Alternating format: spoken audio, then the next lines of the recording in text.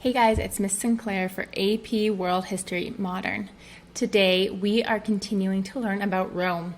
Yesterday we learned about the Roman Republic, its formation, and we ended our lecture with the beginning of the Roman Empire under the rule of the Caesars, right? Julius Caesar and Augustus. So, I would like you to identify 3 similarities and differences between Greece and Rome. Remember, you are doing this on your bell work. This is part of your daily cover page, which is something that you turn in to me. Also remember that it is part of my expectation that you are taking notes as we go over this content. I recommend you handwrite your notes. It will stick in your head better, trust me. Okay, today we are going to be learning about the Roman Principate, right? This second stage of the Roman Empire when it's ruled by a monarchy. You will be able to identify and explain one cultural legacy and one political legacy of the Roman Empire. And we are talking about the Roman Principate. So let's start with the map again. You can see how much territory is truly covered by Rome at this time. It is an enormous amount of land. So when we talk about Rome, obviously the far-flung regions of the empire are going to be very rural. And economically, we still have an agricultural base. That's going to be true of literally every empire and kingdom until we get to the Industrial Revolution. However, the city of Rome itself and in the Italian peninsula, you have quite this sort of urban empire. You in fact have major cities throughout the empire. You can go to cities in Spain, in France, in Turkey, in Syria, heck, in Israel, in Greece, and you will find remnants of the Roman infrastructure still in place. It's pretty cool. So Rome is going to be similar to the Persian Empire in the sense that they were both multi-ethnic empires that incorporated local elites into the imperial government. So rulers would use local administrative institutions to manage the affairs of far-flung regions. So if you are, you're Hadrian, right? Located in Rome, trying to govern this massive empire, and you just conquered the UK, right? The island of Great Britain, with the exception of Scotland, because that wasn't happening. How do you govern that? It's across a continent from you and across the English Channel. You take the people who are already there, predominantly Saxons who had conquered, and say, hey, continue ruling. Like if you were in charge before, congratulations, you're now a Roman citizen, you're still in charge, right? There's no need to reinvent the wheel. And it helps prevent rebellions when the people who had power before get to keep their power. So let's talk about what I mean by sort of this infrastructure. Well, rich people lived on hills. Rome is known as the city of 7 hills. And your home, if you are one of these patricians, would be on top of one of these hills. You can still visit ruins of Roman houses. Many of these homes would have an atrium at the beginning.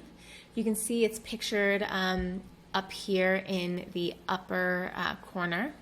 So this is a rectangular open room with a skylight.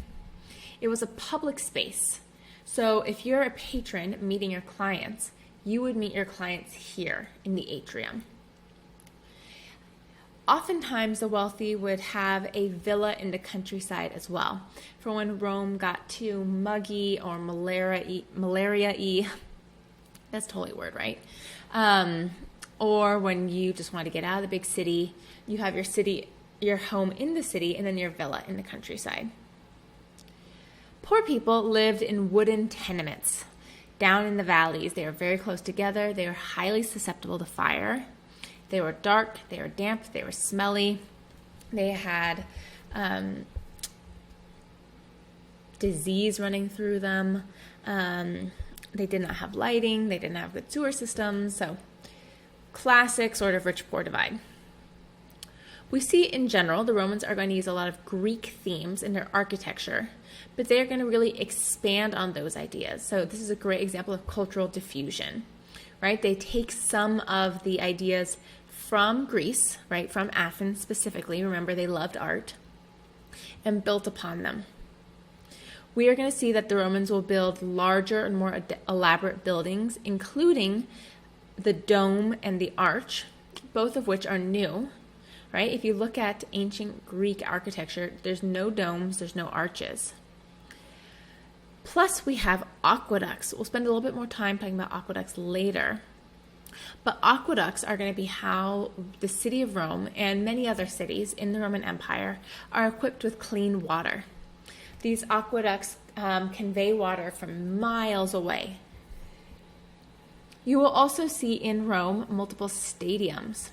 So, of course, we all know the Colosseum, but the Colosseum is not the only stadium in Rome, in the Empire of Rome. In fact, where they filmed Gladiator was a very well-preserved stadium. I think it's in France.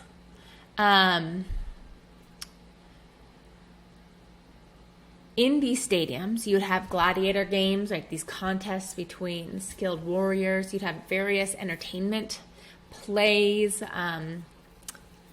executions,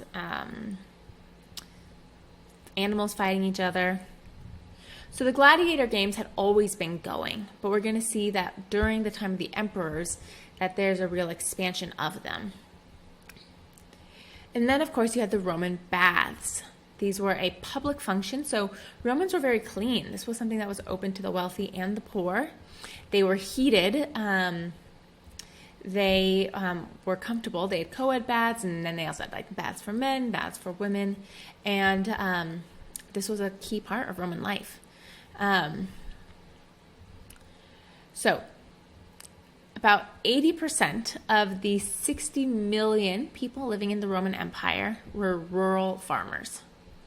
But the empire was administered through and for a network of cities and towns. The city of Rome itself had about 1 million residents, which is pretty remarkable. I mean, the Tucson metro area has about 1 million people in it.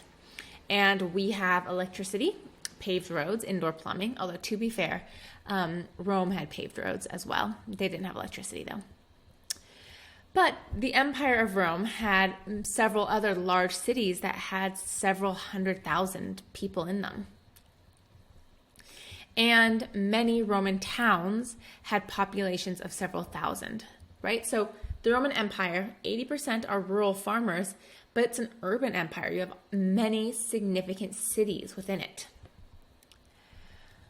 In Rome, you have the wealthy and aristocrats living in very nice, well-built houses on top of hills. The poor are living in slums, right? And provincial towns, right? Other towns and cities would really try to mimic Rome, both in terms of architectural style and layout.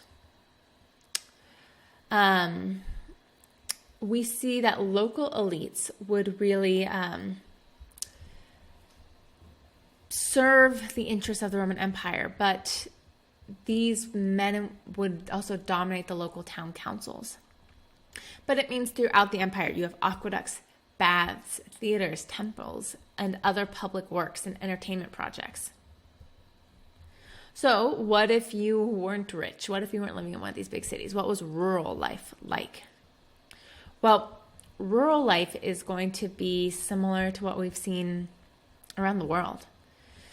Lots of hard work, very little entertainment. You had very little contact with representatives of the government. In the early centuries, CE, so Common Era, we see that the people who owned the land would often lived in cities, but their land would be administered administered by a foreman and worked by tenant farmers. So manufacturing and trade really flourished during the Pax Romana, which I'm going to talk about in a moment.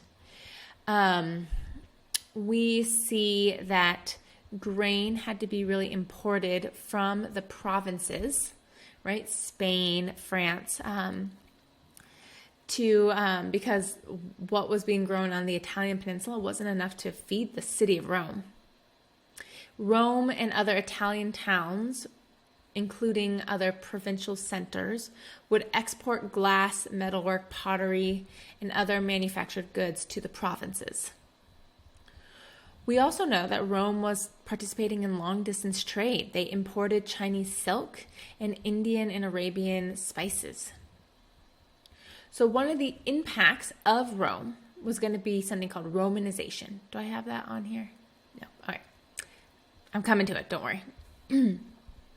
Romanization is the process by which the Latin language and Roman culture are going to become dominant in the Western provinces.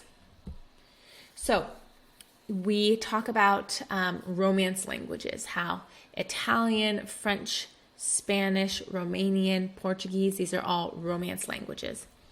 Well, the reason why all of these languages share the same Latin roots is because of this process of Romanization. Because Latin language and the Roman culture will become so dominant in the Western provinces, aka France, Spain, Portugal. Indigenous groups would Romanize because of the political and economic advantages, right? Those in power and the wealthy in Rome don't necessarily want to do business with someone who doesn't speak their language and seems really backward. But, this person's trying to be like us, like maybe let's do business with them. In the West, we see that the Latin language, Roman culture, clothing, and lifestyle were adopted. And in return, indigenous cultures had an impact on Rome. Rome was always very open to learning and capturing new cultural experiences. This is going to be very different from like what we see in China, which is very like anti-outsiders. In the eastern provinces, think Turkey and Greece, Hellenistic culture still persisted. So remember, Hellenistic culture is really sort of that ancient Greek culture that's going to be spread by Alexander the Great. Roman emperors will gradually extend Roman citizenship to all free male adult inhabitants of the empire. So when we talk about the Pax Romana, we are talking about this time period between the year 27 BCE to 180 CE. So it's a little bit more than 200 years of peace and prosperity. So during the Pax Romana, we see the buildup of infrastructure, of public works, bridges, aqueducts, and roads that will connect Rome to the Silk Roads that cut across Asia. We will see that the use of Latin will promote unity throughout the empire.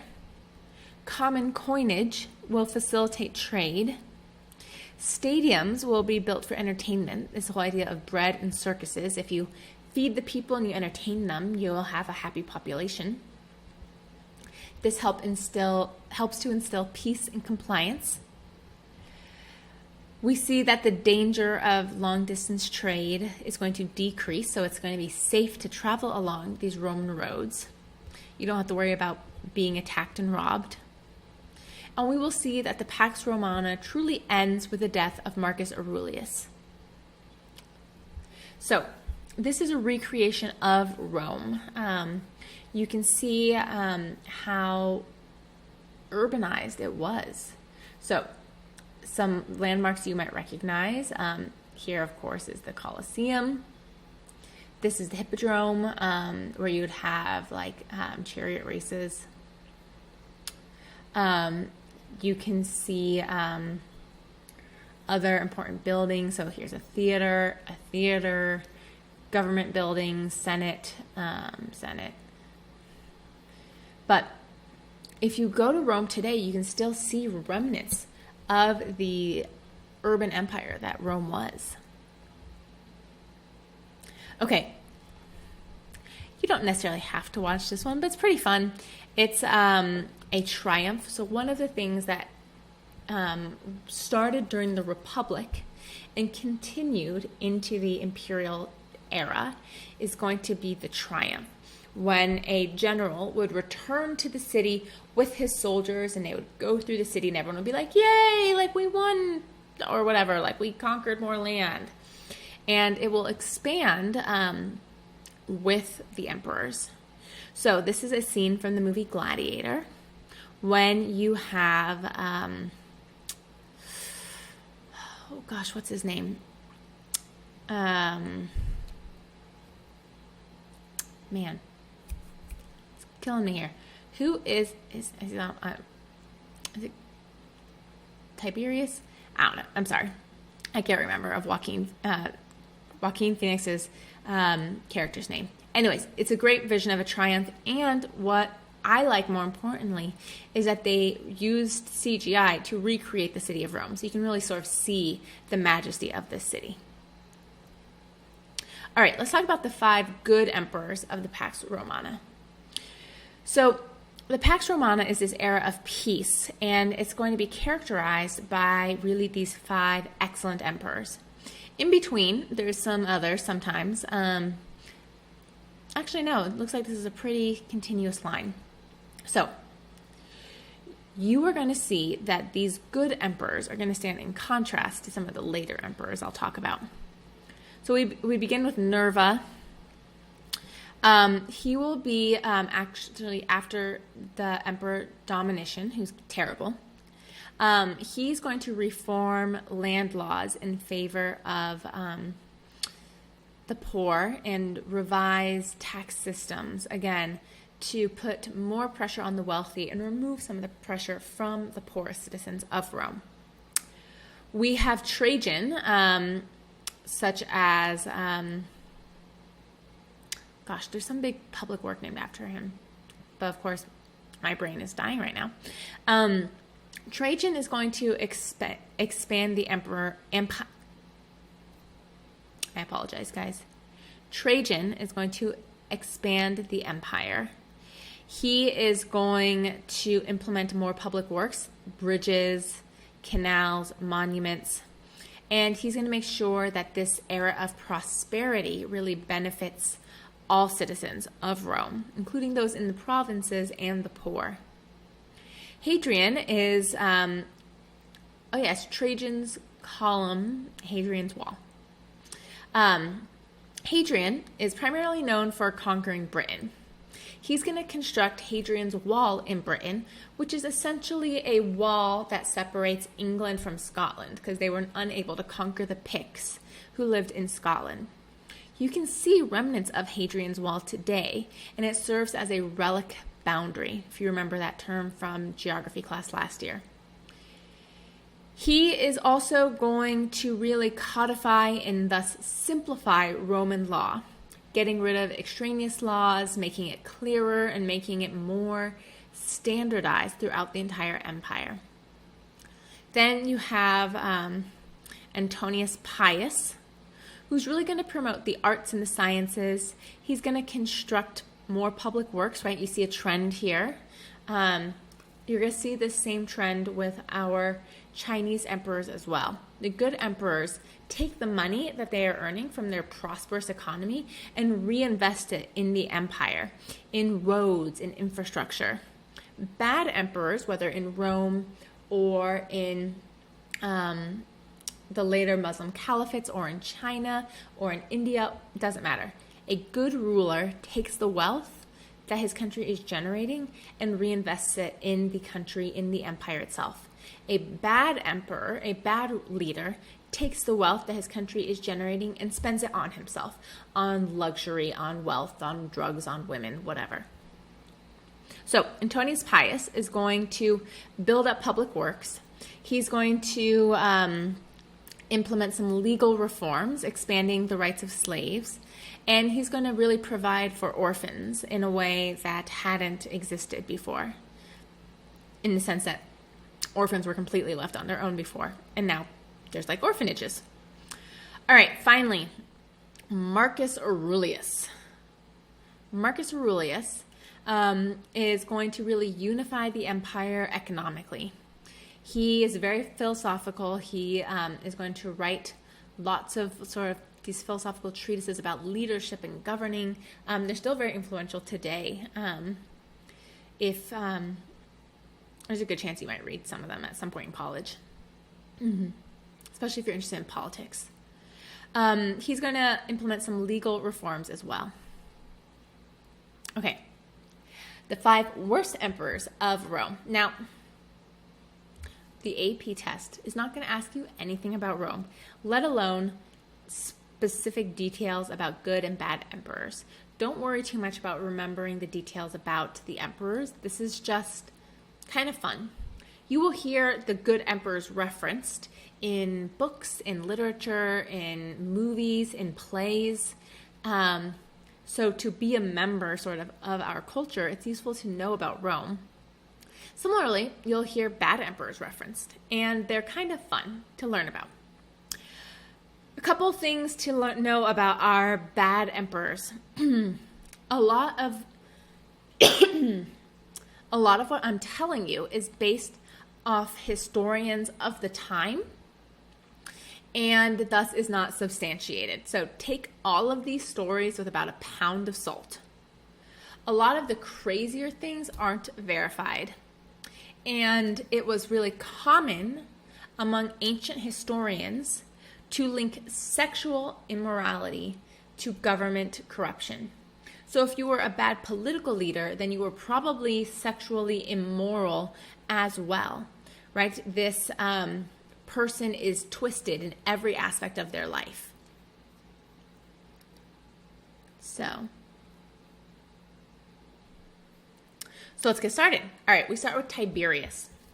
Tiberius is going to be the emperor after Augustus, who was our first true emperor, and he really did not want the job, was not interested.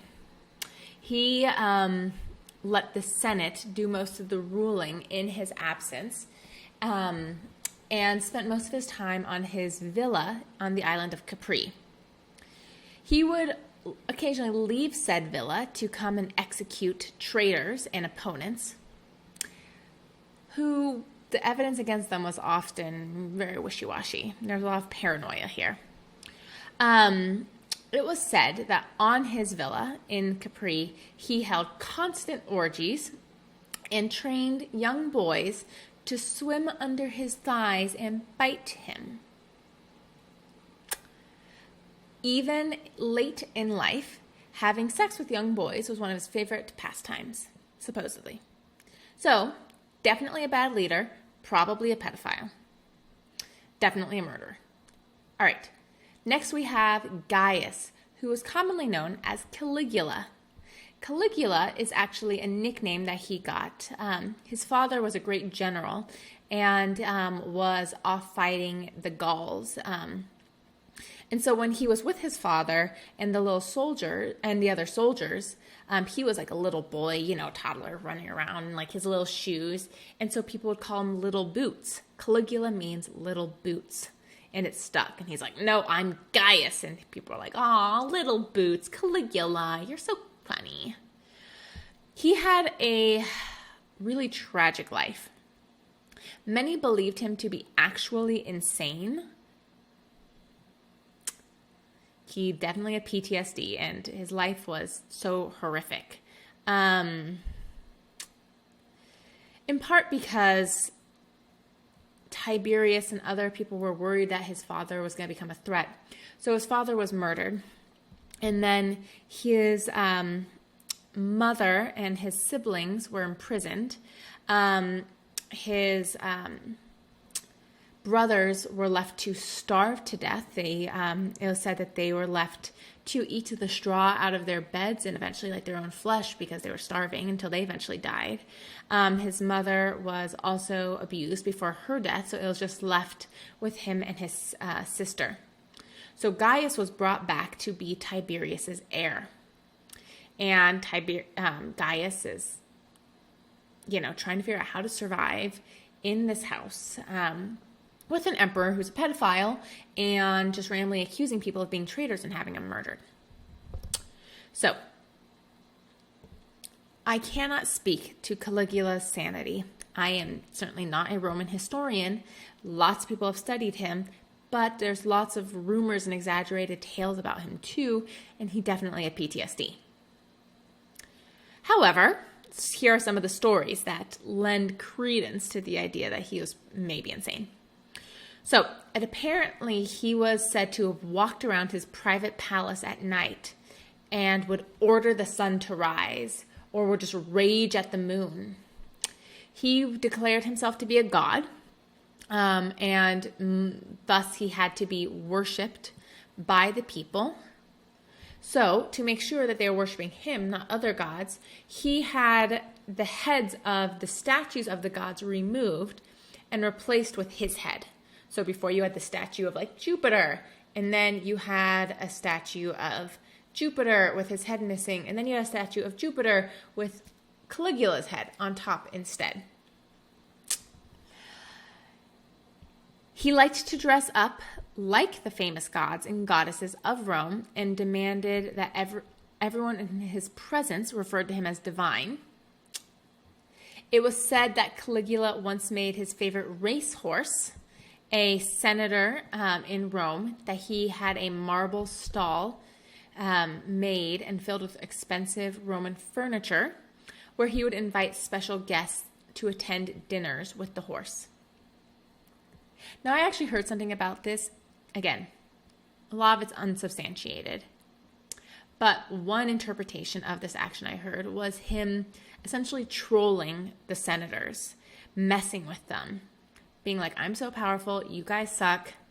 In fact, you know how powerless you are? A horse could do your job. In fact, that horse can do your job. I'll say hello to Senator Horse.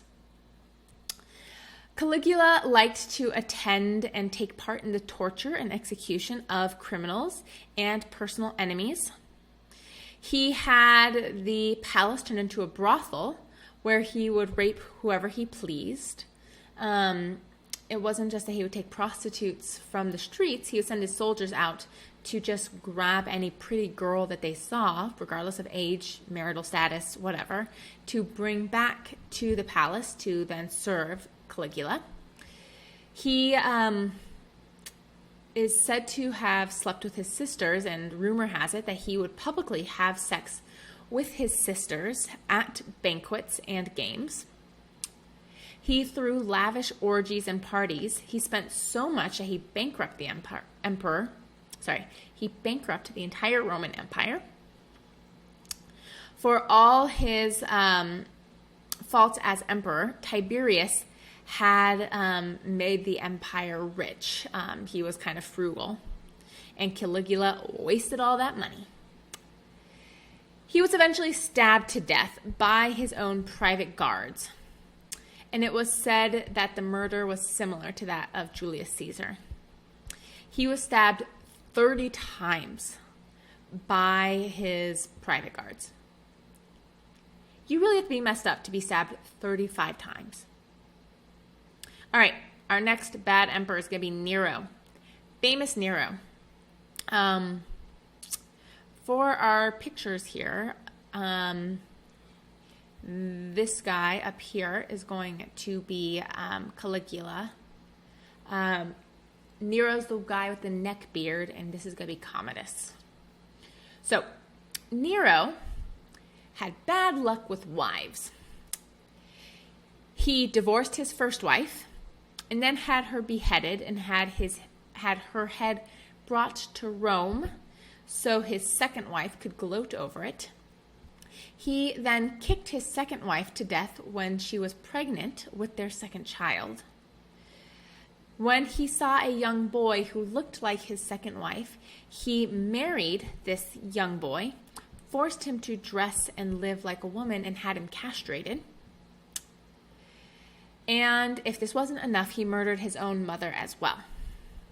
In fact, the way he attempted to kill his mom was his mom and his mom's maid were in a boat on a lake, and he thought, I'll just drown them. So he had his guards put a hole in the boat. Well, his mom could swim, the maid couldn't, so his mom swam to safety, and the maid died. But so then he had her killed later. Compared to all that, Nero liked to perform. He viewed himself as a musician. He liked to climb on stage and sing. There's a famous story about Nero, that Nero sang, that Nero played the lyre while Rome burned. Not exactly true. Rome did catch fire, possibly from his neglect. And it seems possible that he played his instrument while Rome burned. But regardless, the cost of rebuilding Rome led Nero to take extreme measures to get wealth. He would have rich men name him as their heir and then force them to commit suicide. He is also said to have persecuted Christians, using them as torches at feasts and parties.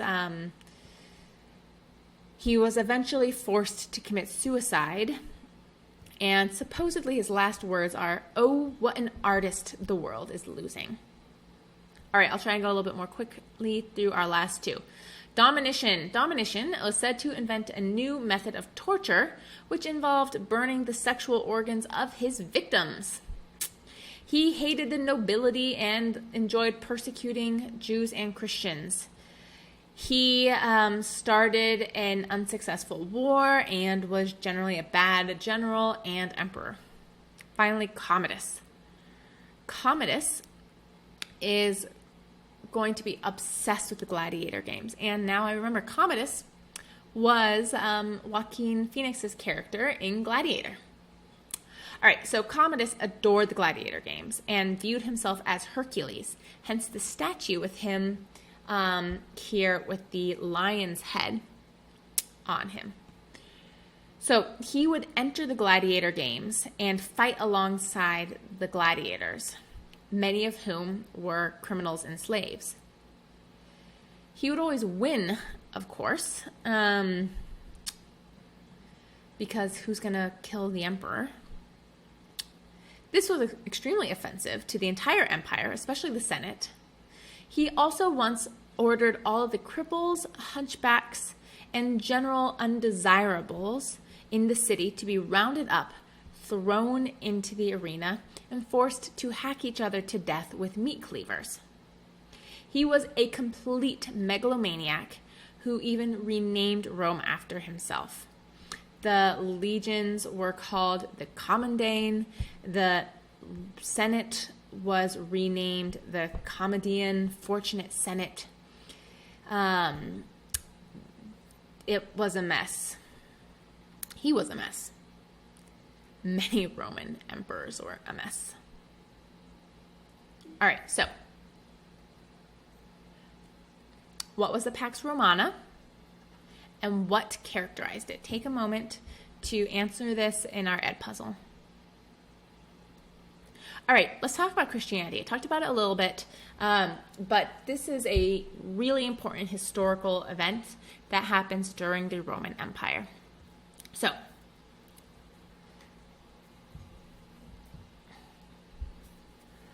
right, let's get some history stuff out of the way, and I'll talk about the theology stuff. Historically, we know Christianity will arise during the Roman Empire. It is going to derive out of the Jewish and Hebrew tradition. We know that there was a guy named Jesus. We have historical records that prove that. We know that he was a teacher, that he is going to be executed as a revolutionary, and that his followers will hail him as the Messiah and the Son of God, and that his followers will spread Christianity throughout the Roman Empire. So, Jesus is going to be born around the year 7 BCE, unconfirmed, the exact date. He was born anywhere from 2 to 7 BCE. He was born in the Roman province of Judea. He was a Jewish rabbi, so a teacher from Galilee, which is by the Sea of Galilee. And he is going to seek to, reform Jewish beliefs and practices. He will eventually be executed as a revolutionary by the Romans. But he posed a threat to the Jewish leaders as well. Remember that the Romans liked to keep locals in charge, right? And so you had Jewish leaders in charge in the province of Judea. And so some of what Jesus was proposing was a threat to their power. And so these leaders also encouraged Jesus to be viewed as a threat to Rome itself. After he died, he was executed, crucified, which is the common way that Romans executed criminals. His followers are going to believe that he will rise from the dead 3 days later. Is going to hang around for about 40 days, teaching some more, and then he will ascend into heaven. And his followers, Christians, believe that he will come again in the future. So,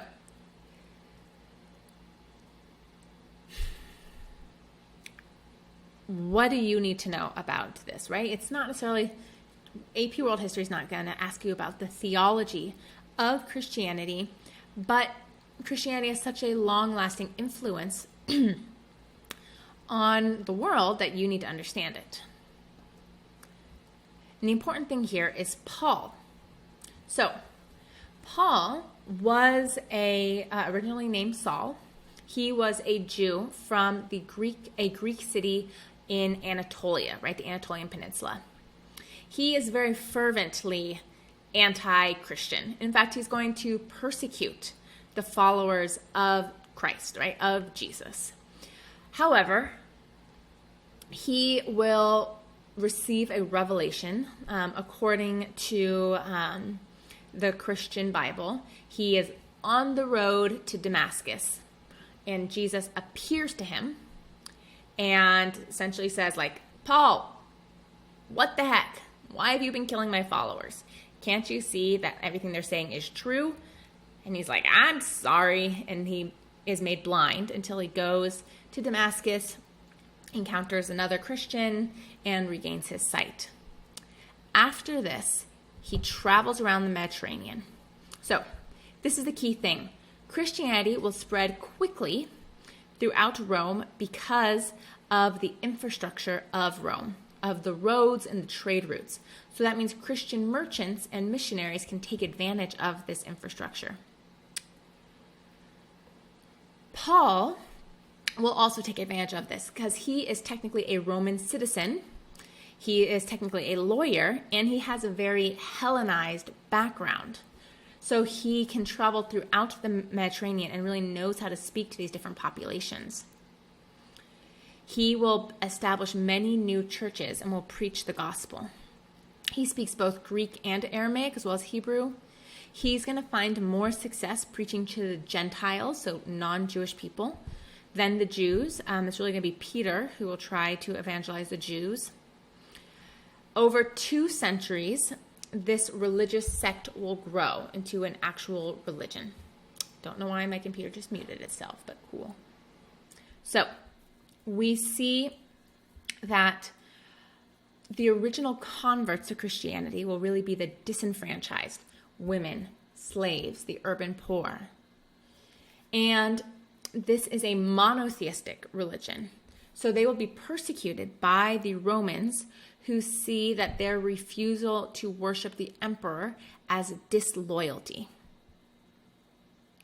So as an attempt to preserve political unity, many empires will curb intercommunal conflicts and offer minorities limited religious tolerance, but not the Christians. Okay, so this map really shows Paul's missionary journeys. You can see how far he's spread. He's even going to make it to Rome, where he will eventually be executed. All right, several lectures ago, you started this crash course by watching the first part that just talked about Judaism. I would like you now to return to this video and watch the rest of it that talks about Christianity and Rome. Okay, how did the Roman Empire both help and hinder the diffusion of Christianity? Make sure you've watched the rest of the crash course video before you answer this question on Edpuzzle. All right, let's finish up by talking a little bit about technology, and we'll talk about the decline. So, Roman technology was super cool. You had these great roads, right? You had roads that were safe. They allowed for the movement of armies. They allowed for the movement of merchants and trade. We see aqueducts carried water to cities using only gravity. I've seen some of these Roman aqueducts in France still. They are super cool. The use of arches allowed for the greater distribution of weight. This was a new invention. They invented concrete, which allowed them to build all these huge structures. They would build domes, temples. It's pretty neat. So there's a video on the YouTube playlist that talks about how aqueducts work. And it's pretty awesome because they had to bring water from miles away. Of course, there's hills and valleys and stuff in the middle. So how did they get this to work? It's a short video. I recommend you watch it. All right, let's talk about the decline of Rome. So you had the Pax Romana, and then things started to go downhill. You had what's known as the 3rd century crisis, which is essentially the historian's term for the political, military, and economic turmoil within Rome. It will lead to frequent changes in ruler, civil wars, barbarian invasions, the decline of urban centers, and the near destruction of long-distance trade.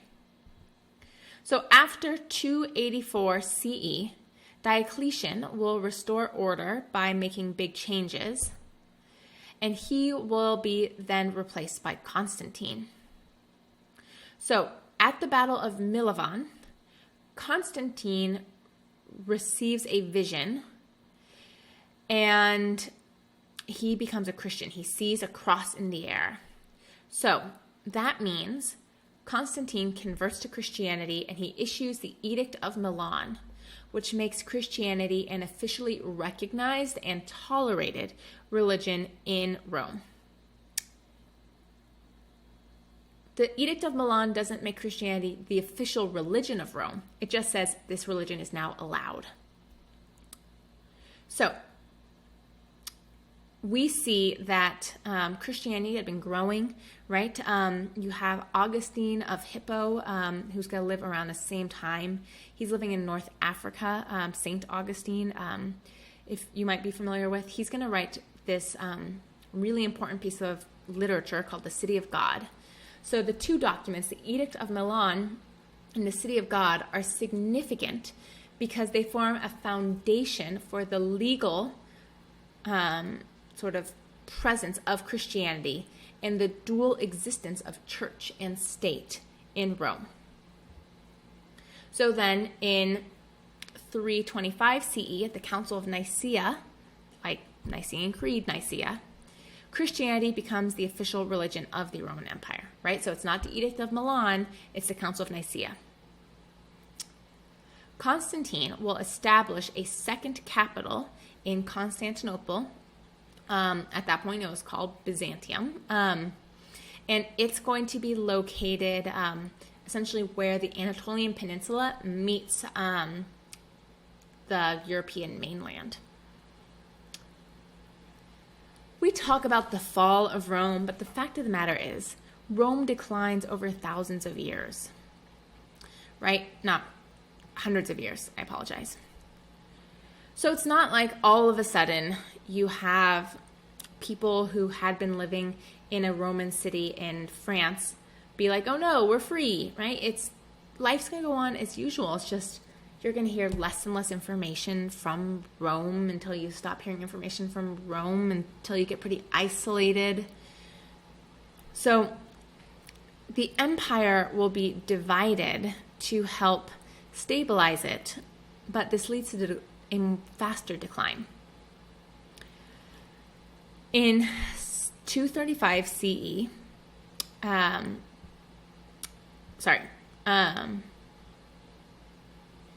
got my years mixed up. Eventually, Rome will be divided into the Eastern and the Western empires. Western Rome will really decline, whereas Eastern Rome will continue on. We will talk about the Eastern Empire of Rome as the Byzantine Empire after the West collapses in 476.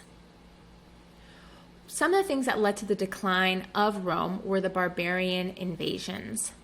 Things like the Visigoths, the Franks, the Burgundians, the Ostrogoths, the Vandals, the Huns. So you no longer have this stable military to protect your kingdom, right? So large borders meant large areas to defend. Barbarians would establish permanent camps, which meant continuous defense was necessary. And the defense of all of this land was incredibly expensive. So the decline of Rome is really caused by multiple problems. Difficulty of ruling such a large empire, plus being invaded. Expansion in general was expensive. High taxes and inflation will lead to a decline in trade. These large estates that had been established are very self-sufficient, so it lessens the need for an organized state. In general, we see a decline of agriculture and poor harvests, and then we have ineffective rulers who are more interested in themselves than their kingdom, right? They are spending their wealth on pleasurable lives instead of ruling wisely. So that means military leaders are going to interfere more and more in governance. When you add epidemic diseases like malaria and plagues moving along these handy-dandy trade routes, no wonder you see a decline. So Constantine will move the capital to Constantinople to escape Germanic attacks. And essentially the western half of the empire will be sacrificed and sacked by 476. So, I would like you to describe the decline of the Roman Empire. I just went over it. You should be able to articulate this information. I really want you to watch this one. It gives you just a great overview of Rome. It's from National Geographic. It's called Rome 101. It's on the YouTube playlist. One last thing before we do our summary. I want you to compare a little bit Greece and Rome.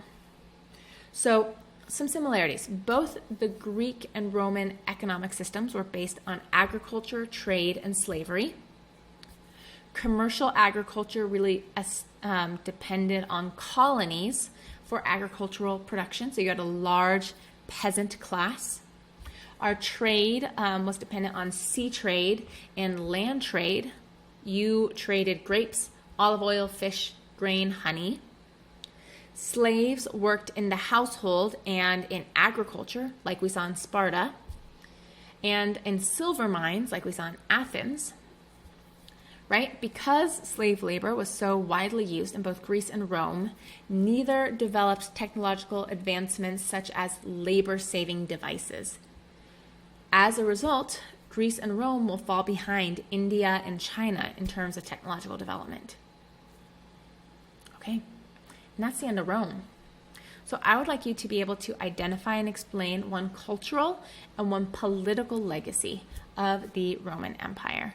Try and use vocabulary, try to be specific. Remember, you can't explain something in one sentence.